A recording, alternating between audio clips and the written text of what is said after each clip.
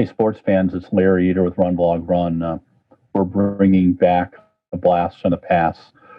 Conversations with Larry, rants, where I just speak on a multitude of topics, act like I know something, and try to keep you interested for 3 to 5 minutes. So here we go. The first one is the Diack bullshit. Lamine Diack, Papa Diack should both be in jail.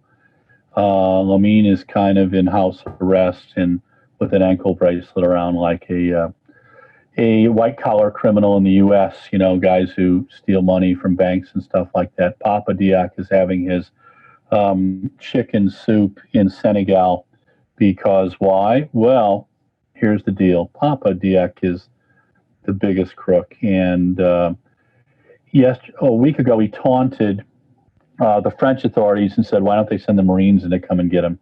And the reason why he's doing that is because he knows that he has the support of the president of Senegal. And while there's an extradition treaty between Senegal and France, it's not being honored right now because Papa Diack and Lamine Diack made a deal with Mr. Putin to get the president of Senegal about 1.5 million in support for his election after Lamine Diack decided not to run. These guys are absolute horse shit, and they should just be thrown in a cave somewhere, and the key should be thrown away. But Lamine Diack, will he serve time? I think he's supposed to be getting 3 years, and it's probably going to be a suspended sentence. Papa Diack, unless the French go in and pull him out, he's sitting in Senegal. And while I wish no ill to any human, Papa Diack stole somewhere between $5 and $55 million from World Athletics. Right now, the French authorities are letting World Athletics take back, about $16 million in damages from the Diacks, but they may not get it because we don't know where Papa hid everything, you know? And now there's an investigation going into how they were involved, how Papa was involved with the 2020 Olympics. He was also probably involved with 2016, 2012, 2008, 2004, probably not 2004, but 2008 on. So the level of corruption was pretty high. The next question is who knew about it? Well, somebody did. I tend to think that Lamine and Papa were smart enough and were underestimated enough that people thought they were just petty crooks. They didn't know the level of depravity that they had gone to. I think some people did, and some people made some extra money. I remember in 2005 in Helsinki watching Federation leaders coming out of a very nice, swanky store that sold Swedish furniture and stuff with briefcases and all kinds of things, gifts from World Athletics. And the largesse was obvious. In 2009, I watched Papa Diack have what I felt was like 50 meetings in a day. I said, this guy's busy. And I was just learning about him at the time. But he was also in that kind of gray area where he was a special assistant to the president, but really did he have a position or not? And people were worried about it. So that's kind of where that was.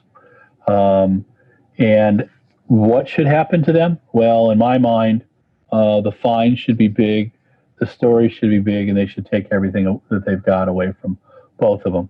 Papa Diack is a real character. They could do a Netflix series on him. Just the story enough about where he tried to sell the Kenyan Federation sponsorship for a second time to Li Ning, and he actually collected a check on it. He had to return most of the check when he found out that Nike had already paid, and Nike was about to sue him. So it made it kind of special. All right, so Diack bullshit, it smells, and it stinks up the sport still. Am I happy that the French authorities were bulldogs and stayed on top of it? Yes. But there's still some unanswered questions. What's really happening to Lamine Diack? Are they going to nail Papa Diack at all? Are the French authorities going to go in and grab his sorry ass and put him on a plane and bring him back to France so he can serve some time? He likes to throw the racism card in I think the truth is that Papa Diack was able to hide behind everything that he could. He is a very bright individual, and he's also someone who appreciates subterfuge. What he did was masterful, and if he had used those talents to bring in sponsors for World Athletics, which is what he was supposed to do, we wouldn't be in the position that we're in right now. So, you know, yeah, I'd like to see the guillotine, but they just don't do that anymore. So, Lamine and Papa Diack, a sad part of our history, but until the punishments are so big, so draconian, that people go, why even try to be stupid?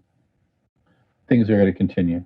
And it happens in other sports, doesn't make it better. This is our sport, and I just don't like seeing it smell so bad. So, this is Larry Eater, and this was the rant on Lamine and Papa Diack. I hope you enjoy it, and if you have questions, email me at runblogrun@gmail.com. Like us on Twitter, Facebook, and Instagram, and subscribe on YouTube, or as I like to call it, the YouTube. Talk to you soon.